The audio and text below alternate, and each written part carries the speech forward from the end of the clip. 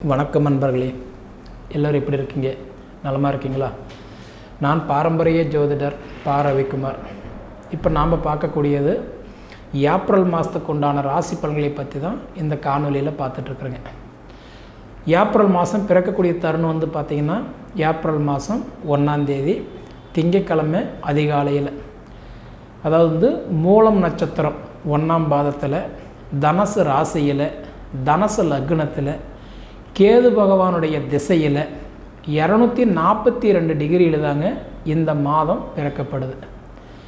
அப்படி பிறக்கக்கூடிய இந்த காலகட்டத்தில் வந்து பார்த்திங்கன்னா காலப்புருஷ தத்துவத்துப்படி 7வது ராசியான இன்றைக்கி வந்து பார்த்துட்டிங்கன்னா துலா ராசிக்கு என்னென்ன மாற்றங்களை நடக்க போகுது அதை பற்றி தான் இந்த காணொலியில் இப்போ பார்க்க போகிறோம். அப்போ துலா ராசிக்கு வரக்கூடிய நட்சத்திரங்கள் முதல்ல என்னென்ன அப்படி பார்த்திங்கன்னா இன்றைக்கி வந்து செவ்வாயுடைய நட்சத்திரமான இன்றைக்கி வந்து சித்திர நட்சத்திரம் 3ஆம் பாதம் 4ஆம் பாதம். அதன் பிறகு வரக்கூடிய ராகு பகவானுடைய நட்சத்திரமான இன்றைக்கி வந்து சுவாதி நட்சத்திரம் 4 பாதங்கள். அதன் பிறகு வரக்கூடிய குரு பகவானுடைய நட்சத்திரமான விசாக நட்சத்திரம் 3 பாதங்கள்.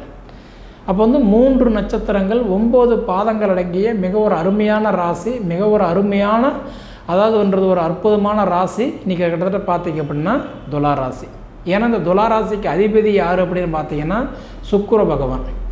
அதாவது திருச்சியில் இருக்கக்கூடிய ஸ்ரீரங்கம், அதாவது சிங்கப்பெருமாளை வணங்குறது உங்களுக்கு தனி சிறப்பு. முடிஞ்ச வரைக்கும் அதாவது திருச்சியில் இருக்கக்கூடிய ஸ்ரீரங்கத்தில் இருக்கக்கூடிய சிங்கப்பெருமாளை வணங்கிட்டு வாங்க, உங்கள் வாழ்க்கை கண்டிப்பாக மாறுன்றதெல்லாம் மாற்று கருத்தே கிடையாது. அப்படி இருக்கும்போது இன்றைக்கி உங்களோட ராசிக்கு அதிபதி சுக்கிர பகவான் வந்து பார்க்கும்போது இந்த 1ஆம் பாவகத்துக்கும் 8ஆம் பாவகத்துக்கும் பொதுவாக சொல்லணும் அப்படின்னா துலா ராசிக்கும் ரிஷப ராசிக்கும் அதிபதி யாருன்னா சுக்கிர பகவான் தான். அந்த சுக்கிர பகவான் வந்து பார்த்திங்கன்னா இப்போ உங்களுக்கு 6ஆம் இடத்துல உச்சமாகி உக்காந்துருக்கிறாரு. 6ஆம் இடம் அப்படின்றது என்னென்னா ரோகஸ்தானம். வம்பு வழக்கு கோர்ட்டு கேஸு பஞ்சாயத்து அவமானம் பிரச்சனை, அதாவதுன்றது தேவையில்லாத பிரச்சனை அதாவது வர்றதை சந்திக்கிறது எல்லாமே 6ஆம் இடம் தான். 6ஆம் இடம் அடிமை தொழிலுக்கும் 6ஆம் இடம் தான்.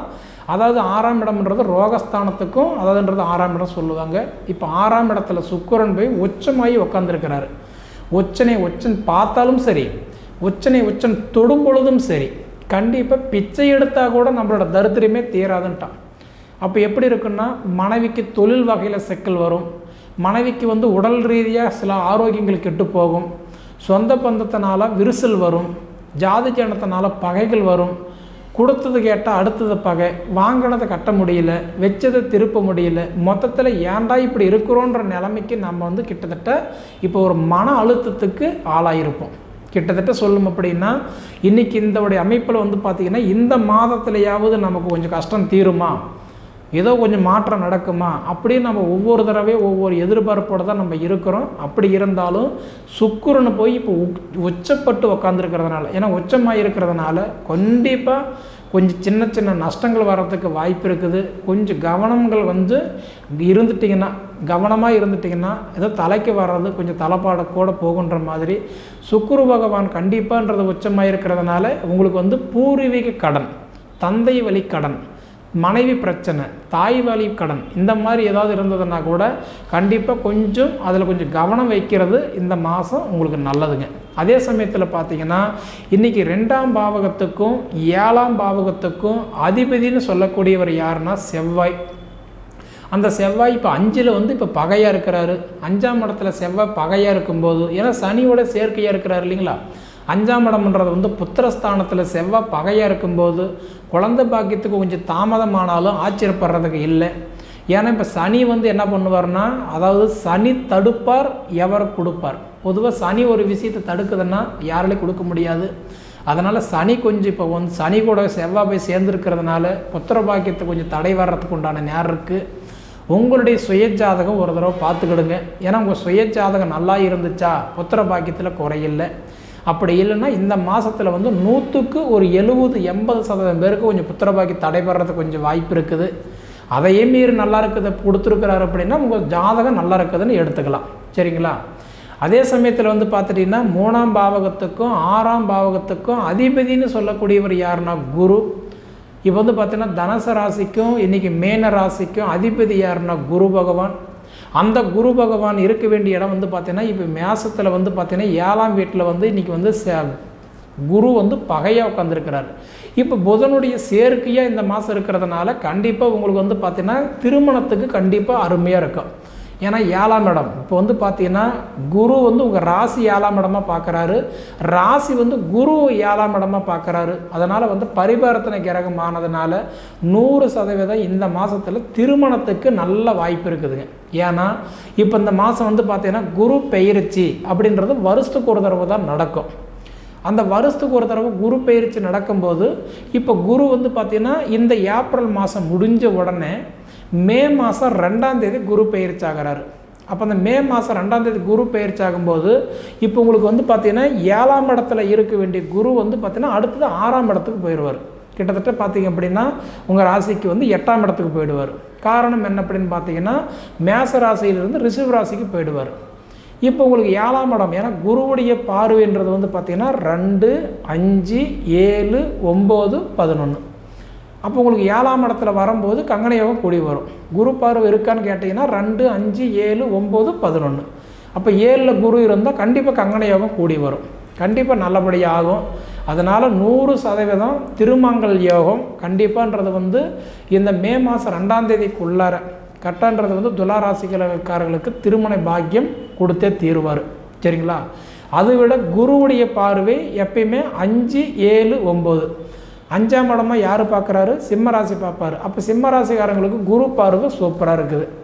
அடுத்தது வந்து துலா ராசி பார்க்குறாரு. இப்போ துலா ராசிக்கு 7ஆம் இடமாக பார்க்குறாரு, கலஸ்திரஸ்தானத்தை பார்க்குறாரு. அப்போ கல்யாண பாக்கியம் நல்லாயிருக்கும். தனுசு ராசிக்கு 9ஆம் இடமாக பார்க்குறாரு. 9ஆம் இடமாக பார்த்தீங்கன்னா அதாவதுன்றது வந்து பார்த்தீங்கன்னா இன்றைக்கி ஏதாவதுன்றது வந்து பார்த்தீங்கன்னா பிதிருஸ்தானத்தை பார்க்குறாரு, அதாவது தந்தை பார்க்குறாரு. தந்தைக்கு தொழில் நல்லாயிருக்கும், ப்ரமோஷன் நல்லாயிருக்கும், வெளிநாடு வாய்ப்பு கிடைக்கும், அவருடைய கனவு நனவாகக்கூடிய யோகத்தை பார்க்குறாரு. மொத்தத்தில் பார்த்தீங்கன்னா சிம்மம், துலா, தனுசு இந்த 3 ராசிக்காரங்களுக்கு இப்போ பார்த்துக்கிட்டு இருக்கிறாரு. அதே மே மாதம் 2ஆம் தேதியிலிருந்து பார்த்தீங்கன்னா கன்னி ராசி பார்ப்பார், விருச்சிக ராசி பார்ப்பார், மகர ராசி பார்ப்பார். இந்த 3 ராசிக்காரங்களுக்கு சூப்பராக இருக்கும். அப்போ பொதுவாக இப்போ குருச்சந்திர யோகம் உள்ள ராசி பார்த்திங்கன்னா இந்த துலா ராசிக்காரங்களுக்கு சூப்பராக இருக்குதுங்க. மாங்கல்ய யோகம் நடக்கிறதுக்கு நிறைய வாய்ப்பு இருக்குது. அப்போ உங்கள் சுய ஜாதகத்தில் அதாவது 2, 4, 7, 8, 12 செவ்வாய் இல்லை அப்படின்னா, செவ்வாய் தோஷம் இல்லைன்னா திருமணம் நடக்கிறதுக்கு வாய்ப்பு இருக்குது. அதே மாதிரி 1, 2, 7, 8ல் ராகு கேது இருந்தால் நாகதோஷம் திருமணம் தாமதமாகிறதுக்கு வாய்ப்பு இருக்குது. 7, 8ல் சனி சுக்கிரன் இருந்தது அப்படின்னா கண்டிப்பாக திருமணம் தடையாகிறதுக்கு வாய்ப்பு இருக்குது. இந்த 3 தோஷம் இல்லை அப்படின்னா கண்டிப்பாக இந்த மாதத்தில் உங்களுக்கு கை நினைக்கலாம், பேர் வைக்கலாம், இதுதான் மாப்பிள்ளை இதுதான் பொண்ணுன்ற அளவுக்கு இன்றைக்கி வந்து கரெக்டாக பேசி முடிவு பண்ணுறதுக்கெல்லாம் பாக்கியம் இருக்குது. எதுக்கு உங்கள் சுய ஜாதகத்தில் அந்த வாய்ப்பு இருக்கா அப்படின்றது ஒரு தடவை பாருங்கள். அதே போல் இன்றைக்கி வந்து பார்த்திங்கன்னா 4ஆம் பாவகத்துக்கும் இன்றைக்கி வந்து பார்த்திங்கன்னா 5ஆம் பாவகத்துக்கும் அதிபதி யாருன்னா சனி. பொதுவாக மகர ராசிக்கும் கும்பராசிக்கும் அதிபதி யாருன்னா சனி தான். அந்த சனி பகவான் வந்து பார்த்திங்க அப்படின்னா இருக்க வேண்டியது இப்போ 5ஆம் இடத்துல இருக்கிறார், புத்திரஸ்தானத்தை பார்த்துட்ருக்கிறாரு. சனி வந்து தொழிலுக்கு சில தொந்தரவு கொடுப்பார தவிர, கஷ்டத்தை கொடுப்பார தவிர புத்திர பாக்கியத்துக்கு கண்டிப்பாக தடை கொடுக்கவே மாட்டார். அப்போ உங்களுக்கு புத்திரஸ்தானம் நல்லாவே இருக்கும். இந்த மாதத்தில் புத்திர பாக்கியம் இல்லாத ஏங்கிட்டு இருக்கிறவங்களுக்கு, ஏன்னா நீங்கள் போகாத கோயில் இல்லை, கும்பிடாத தெய்வம் இல்லை, வைக்காத வேண்டுதல் இல்லை, செய்யாத பரிகாரம் இல்லை, இதுக்கு முன்னாடி எவ்வளவோ முயற்சி எடுத்திருப்பீங்க. கண்டிப்பாக இந்த மாதத்தில் உங்களுக்கு புத்திர பாக்கியத்துக்கு நல்ல வாய்ப்பு கண்டிப்பாக கொடுத்துருக்குறாரு. ஏன்னா உங்களுக்கு 5ஆம் இடத்துல சனி இருக்கிறதுனால கண்டிப்பாக 100% உங்களுக்கு புத்திர பாக்கிய வாய்ப்பு கண்டிப்பாக கொடுத்துருவார். சரிங்களா? அதே மாதிரி பார்த்தீங்க அப்படின்னா 9ஆம் பாவகத்துக்கும் அதாவதுன்றது வந்து 12ஆம் பாவகத்துக்கும் அதிபதி யாருன்னா இன்றைக்கி புதன் பகவான். அந்த புதன் பகவான் வந்து இப்போ 7ஆம் இடத்துல குருவோட நான் முன்னே சொன்ன சேர்க்கையாக இருக்கிறதுனால திருமணம் கண்டிப்பாக நடக்கிறதுக்கு வாய்ப்பு இருக்குது. ஏன்னா புதன் வந்து எப்படின்னா கட்டன்றதை அடுத்தது தூண்டுதல் கொடுக்குறவர் யாருன்னா புதன் தான். முடியும் என்கரேஜ் பண்ணுறவர் வந்து யாருன்னா அதிகமாக புதன் தான். முடியும், உங்களால் முடியும், சாதிப்பீங்க, செய்யுங்க, பண்ணுங்க, லாபம் நல்லதாக நடக்கும் அப்படின்ற ஸ்தானத்தில் வச்சு உங்களுக்கு புதன் கண்டிப்பாக கொடுப்பாரு. அப்படி கொடுத்துருக்கிறதுனால புதன் 7ஆம் இடத்தை பார்க்கறதுனால திருமண யோகமும் நல்லாயிருக்கும், சுயத்தொழில் தொடங்குறதுக்கு உண்டான நேரமும் நல்லா இருக்குது, வெளிநாடு பிரயாணம் போகலாம், வீடு மாற்றுறதுக்கு உண்டான யோகத்தையும் கொடுத்துருக்குறாரு. அதாவது உங்களுடைய கனவு இப்போ மண் வாங்கணும், இடம் வாங்கணும், பூமி வாங்கணுன்ற ஆசையெல்லாம் இருக்குது. ரொம்ப நாளாக நினைக்கிறீங்க, பண்ண முடியல. கண்டிப்பாக சொல்கிறேன், நடந்தே தீரும். இந்த கட்டன்றது ஏப்ரல் மாதம் முடிஞ்சு மே மாதம் 2ஆம் தேதிக்குள்ளார உங்களுடைய வீட்டு பிரச்சனை முடிகிறதுக்கு வாய்ப்பு இருக்குதுங்க. சரிங்களா? இது வந்து எல்லாருக்குமே நான் சொல்ல கிடையாது. அதாவது அவங்களுடைய எதிர்பார்ப்பாக இருக்கிறவங்களுக்கு ரொம்ப வருஷமாக கணவனும் மனைவியும் உட்காந்து யோசித்து முடிவெடுத்து பண்ணணும்னு நினச்சி பண்ண முடியாமல் தடையாக இருந்தவங்களுக்கு நடக்கிறதுக்கு கண்டிப்பாக வாய்ப்பு இருக்குதுங்க. சரிங்களா? அப்போ இது தவிர வந்து பார்த்திங்க அப்படின்னா 11ஆம் பாவகத்துக்கு அதிபதின்றவர் வந்து பார்த்திங்கன்னா சிம்மராசிக்கு அதிபதி சூரிய பகவான். அவர் பார்த்திங்கன்னா இப்போ 6ஆம் இடத்துல இருக்கிறாரு. அதனால் வீட்டுக்கு கொஞ்சம் மருந்து மாத்திரை செலவெல்லாம் இந்த மாதத்தில் கொஞ்சம் வரத்துக்கு வாய்ப்பு இருக்குது. உடல் உபாதிகள் எல்லாம் வரத்துக்கு கொஞ்சம் வாய்ப்பு இருக்குது. அதே சமயத்தில் வந்து பண கஷ்டம் கொஞ்சம் கொடுத்தாலும் அத்தியாவசிய பொருட்கள், ஆடம்பர பொருட்கள் வரத்துக்கெல்லாம் கொஞ்சம் வாய்ப்பு இருக்குது இந்த மாதத்தில். ஏதோ ஒரு சூழ்நிலையில் வீட்டுக்கு தேவையான ஆடம்பர பொருட்கள் எல்லாம் வாங்குறதுக்கு கொஞ்சம் வாய்ப்பு இருக்குது. அதே சமயத்தில் உடல் உபாதிகள், சின்ன சின்ன உடம்பு கஷ்டங்கள் வரத்துக்கும் கொஞ்சம் வாய்ப்பு இருக்குது. கொஞ்சம் கவனமாக இருக்கிறது கண்டிப்பாக நல்லது. அதே சமயத்திலே 6ல் ராகு இருக்கிறதுனால பார்த்திங்க அப்படின்னா இன்றைக்கி வந்து முன்னோர்கள் அதாவது மூதோர்கள் அப்படின்றது தாத்தா பாட்டி, ஏதாவது பெரியப்பா, இன்றைக்கி பெரியம்மா, அத்தைமார்கள், இந்த மாதிரி சுற்றி இருக்கிறவங்களுக்கு யாருக்காவது ஒருத்தருக்கு உடல்நிலைகள் பாதிப்பு, சின்ன சின்ன ஒரு தொந்தரவுகள் வரத்துக்கு வாய்ப்பு இருக்குது. சொந்த பந்தங்களில் இப்போ கொஞ்சம் கொஞ்சமாக விலகி போகக்கூடிய ஒரு வாய்ப்பு இருக்குது. இந்த மாதம் கொஞ்சம் கவனமாக என்ன ஏதுன்றது பார்த்துக்கிறது கண்டிப்பாக நல்லது. அதே சமயத்திலேயே 12ல் கேது இருக்கிறதுனால குடும்பத்துக்குள்ளாரன்றது வந்து பார்த்திங்கன்னா தீய செலவுன்றது வந்து மருந்து மாத்திரை மெடிக்கல் செலவுகள் இந்த மாதம் வரதுக்கு கொஞ்சம் வீட்டில் வாய்ப்பு இருக்குது. அதாவது ஒன்று ஜாதகருக்கு நல்லா இருந்தால் மனைவிக்கு சரியில்லை, மனைவி நல்லா இருந்தால் மக்களுக்கு சரியில்லை, மக்கள் நல்லா இருந்தால் தாத்தா பாட்டி வீட்டில் இருக்கிறவங்களுக்கு சரியில்லை. மொத்தத்தில் ஏதோ ஒரு சூழ்நிலையில் சின்ன சின்ன தொந்தரவுகள் வரும். இருந்தாலும் உசுருக்கு பாதிப்பு கிடையாது. முடிஞ்ச வரைக்கும் துலா ராசிக்கு அருமையான ஒரு தருணம் இந்த குரு பெயர்ச்சி. இன்னும் 1 மாதம்தான் உங்கள் ராசி. ஏன்னா 11 மாதமாக குரு உங்களை தான் பார்த்துக்கிட்டு இருந்தார். அப்போ 11 மாதமாக உங்களை பார்த்துக்கிட்டு இருந்த குரு பகவான் இப்போ வந்து பார்த்திங்கன்னா இன்னும் 1 மாதம்தான் பார்க்க போகிறாரு. அப்போ அந்த 1 மாதத்துக்கு அடித்து பார்த்திங்கன்னா உங்களை பார்த்துக்கிட்டு இருந்த குரு விருச்சிகத்தை பார்ப்பார் அடுத்தது. சரிங்களா? அப்போ உங்களுக்கு கொடுத்த செல்வங்கள் எல்லாமே அடுத்தது விருச்சிக ராசிக்காரங்களுக்கு நல்லதை பண்ணுவார். இருந்தாலும் உங்களுடைய சுய ஜாதகம் ஒரு தடவை கொடுத்து என்ன ஏதுன்றது பார்த்துக்கோங்க. ஆனால் இப்போ குருவுடைய பார்வை உங்களுக்கு சூப்பராக இருக்குன்றதுனால இந்த மாதம் கண்டிப்பாக நீங்கள் தொட்டக்காரி எல்லாமே வெற்றி தான். சரிங்களா?